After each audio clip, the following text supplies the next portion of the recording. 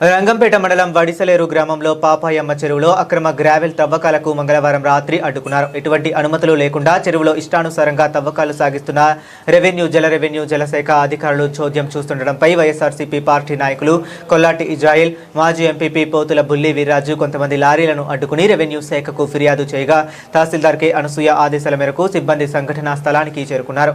13 లారీలు ప్రొక్లైన్లను గుర్తించి VRO Posayya seize చేసి లారీలను ప్రొక్లైన్లను తహసీల్దార్ కార్యాలయంకు తరలించారు.